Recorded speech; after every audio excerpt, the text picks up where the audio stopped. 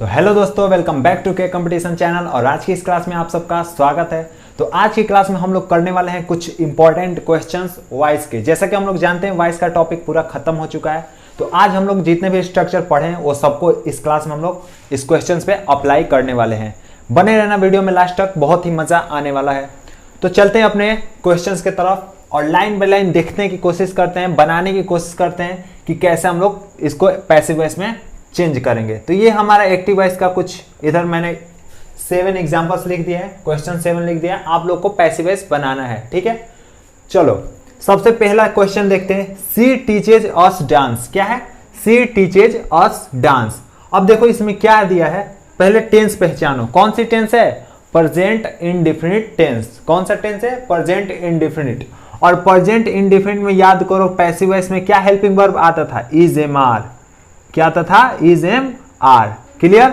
और ये तो याद ही रखना कि वर्ब की हमेशा क्या आती है? मेन वर्ब की थर्ड फॉर्म। तो ये दो चीजें क्लियर रखना है, ये बस चेंज होगा, ये नहीं होगा। ठीक है, ये हमेशा ही थर्ड फॉर्म में आएगा। चलो बनाते हैं इसको। इसमें देखो दो ऑब्जेक्ट है ना, एक ये और एक ये। तो हमेशा मैंने क्या बोला था, जब दो ऑब्जेक्ट आते हैं तो इनडायरेक्ट को सब्जेक्ट के प्लेस पे लाते हैं, इनडायरेक्ट ऑब्जेक्ट को। तो यही तो है, यही तो है हमारा। तो क्या हो जाएगा इसका? वी हो जाएगा। क्या हो जाएगा? वी, क्योंकि ये ऑब्जेक्टिव केस होता है अस, और ये क्या होता है? सब्जेक्टिव केस, इसलिए हम लोग वी लिखे हैं। ठीक है, अस तो लिखेंगे नहीं क्योंकि सब्जेक्ट के प्लेस पे यूज करना है ना। तो यहां पे वी लिख दिए। अब इसमें से क्या आएगा? We are. क्लियर? उसके बाद वर्ब की कौन सी फॉर्म? Third form. टीचर्स क्या हो जाएगा? टॉट। और उसके बाद टॉट के बाद क्या हो जाएगा? डांस। डायरेक्ट ऑब्जेक्ट को लिख देंगे डांस, उसके बाद बाई लगा के क्या कर देंगे? सब्जेक्ट को सी। क्या है यहां? देखो ध्यान से, सी है, तो सी को क्या हो जाएगा? हर हो जाएगा। सी का क्या हो जाएगा? हमारा हर हो जाएगा। इसको आप लोग बना लेना, डांस बाई हर। क्लियर? तो इस तरह से हमारा पहला क्वेश्चन क्लियर हो जाएगा।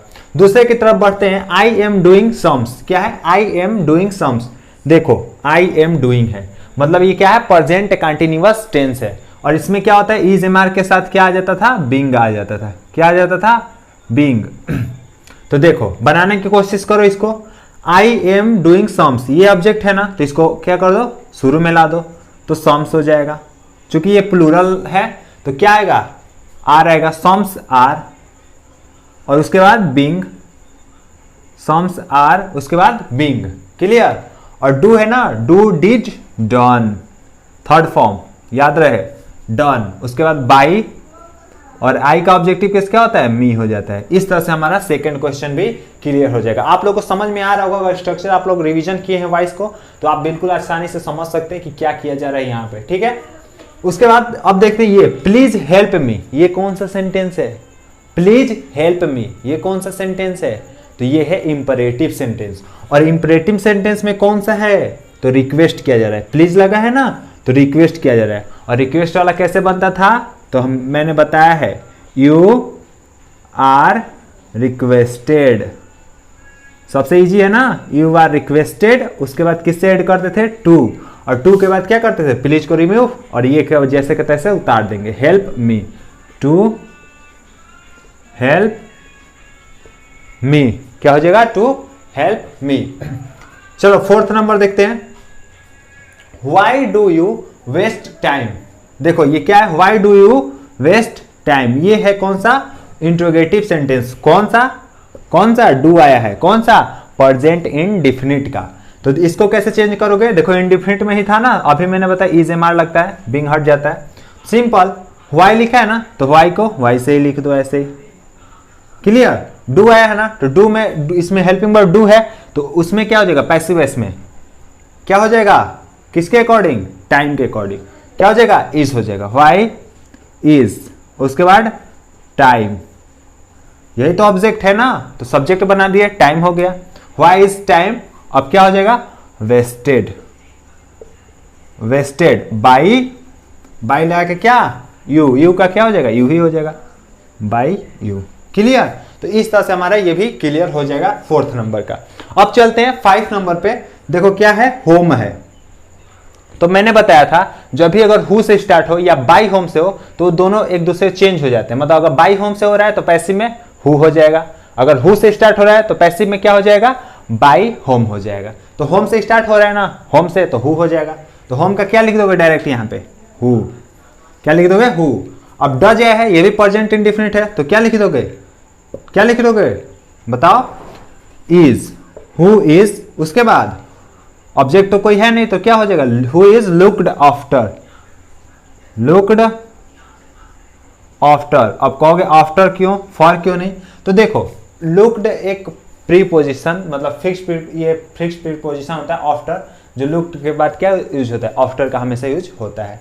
ठीक है, लुक्ड के बाद हमेशा आफ्टर यूज होता है जब भी ये प्रीपोजिशन का है, मतलब फिक्स्ड प्रीपोजिशन है। ठीक है, चलो उसके बाद हु इज लुक्ड आफ्टर, उसके बाद बाई लगा के क्या कर दोगे, बाई लगा के क्या कर दोगे, हिम लिख दोगे। ये हमारा हो जाएगा किसका, 5 नंबर का पूरा यहाँ पे बन जाएगा। समझ में आ रहा होगा कैसे हो रहा है सब। हु इज लुक्ड, क्योंकि इसमें ऑब्जेक्ट तो था नहीं तो हम लोग ऑब्जेक्ट नहीं लिखे, डायरेक्ट आगे कर दिए। ठीक है, इस तरह से बनाएंगे। नेक्स्ट देखते हैं 6 number, the small boy looked after. देखो यहाँ पे लुक्ड आफ्टर यूज किया है ना, द डॉग।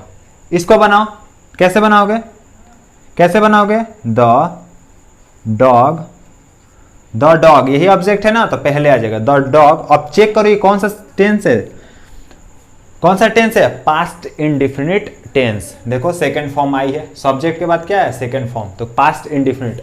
और जब भी पास्ट इंडिफिनिट रहता था तो क्या आता था, पास्ट इंडिफिनिट रहता था तो क्या आता था, पैसिव वॉइस में, जल्दी बताओ, वाज या वर, हेल्पिंग वर्ब के तौर पे। तो द डॉग वाज लिख देंगे हम लोग। उसके बाद क्या हो जाएगा, लुक्ड आफ्टर, लुक्ड, क्योंकि थर्ड फॉर्म यही होता है ना, लुक्ड आफ्टर। उसके बाद लुक्ड आफ्टर के बाद क्या हो जाएगा, by, looked after by, by the small boy. तो इस तरह से हमारा 6 नंबर का भी पूरा अच्छे से क्लियर हो जाता है। तो आई होप 6 नंबर पूरा जितना है ये अच्छे से क्लियर हुआ होगा। अब चलते हैं 7 नंबर पे, it is time to take tea. तो इसको मैं बताने से पहले इसका एक स्ट्रक्चर होता है, वो आप लोग देख लो, आगे के पॉइंट में हम डिस्कस कर लेते हैं। ठीक है, तो इसमें कोई डाउट नहीं होना चाहिए, अगर कोई भी डाउट हो कमेंट में जरूर बताना। तो हम इस चीज को देख लेते हैं, इट इज टाइम। जब भी इट इज टाइम से स्टार्ट होगा सेंटेंस तो उसको हम लोग कैसे बनाएंगे। तो दोस्तों जो अब हमारा अगला पॉइंट है वो है कि कभी it is time to close the shop, मतलब जब भी इट इज टाइम इससे सेंटेंस स्टार्ट होगा तो उसका हम लोग पैसिव वॉइस में कैसे बनाएंगे। तो उससे पहले आपको एक स्ट्रक्चर देखना होगा कि जब भी इट इज टाइम से स्टार्ट होगा कोई सेंटेंस तो इसका स्ट्रक्चर क्या होगा। तो आप लोग को इट इज टाइम वैसे ही लिखना है, क्या कर दोगे, इट इज टाइम वैसे ही लिखोगे। उसके बाद फॉर का यूज करोगे, फॉर के बाद क्या लिख दोगे, ऑब्जेक्ट ला दोगे, फिर टू का यूज कर दोगे, टू, और टू के बाद क्या आ जाएगा, बी। उसके बाद वर्ब की कौन सी फॉर्म आती है, थर्ड फॉर्म। बस इस तरह से हमारा ये इट इज टाइम वाला स्ट्रक्चर क्लियर हो जाएगा यहाँ पे। तो इसको भी आप लोगों को नोट कर लेना है क्योंकि इससे भी क्वेश्चन आ सकते हैं। अब इसको हम लोग बनाते हैं पैसिव वॉइस। बना लो, देख लो कैसे बनेगा। इट इज टाइम है तो इट इज टाइम हम लोग लिखेंगे जैसा कि स्ट्रक्चर में दिया हुआ है, इट इज टाइम। उसके बाद फॉर का यूज करेंगे, बिल्कुल फॉर का यूज कर दिए। उसके बाद ऑब्जेक्ट लिखेंगे, ऑब्जेक्ट क्या है, यही तो है, द शॉप। तो for the shop, clear, for the shop हो जाएगा। उसके बाद टू लगा देंगे, टू के बाद क्या लिखने हैं हमको, बी, और बी के बाद वर्ब की कौन सी फॉर्म, थर्ड फॉर्म, क्लोज। तो क्या हो जाएगा, क्लोज्ड। तो इस तरह से हमारा क्या हो जाएगा, इट इज टाइम वाला पूरा क्लियर हो जाएगा। तो आई होप इस क्लास में आप सबको समझ में आया होगा जितने भी क्वेश्चंस हम लोगों ने किए, और इसका ये एक जो नया कंसेप्ट, जो नया पॉइंट था, ये भी आप लोगों को समझ में आया होगा। कोई भी डाउट होगा कमेंट में जरूर बताना। वीडियो अच्छी लगी हो, क्लास अच्छी लगी हो तो लाइक कर देना, शेयर कर देना, चैनल पर नया हो तो सब्सक्राइब कर लेना, साथ में बेल आइकन भी प्रेस कर लेना। अगली क्लास में हम लोग न्यू टॉपिक के साथ हम लोग पढ़ने वाले हैं, जो कि होने वाला है कंडीशनल सेंटेंस के बारे में हम लोग जानेंगे, उसके स्ट्रक्चर और उसके क्वेश्चंस हम लोग करेंगे। तो आई होप आप सबको सब कुछ समझ में आया होगा। तो मिलते हैं अगले वीडियो में, तब तक के लिए जय Hind, wish you all the best.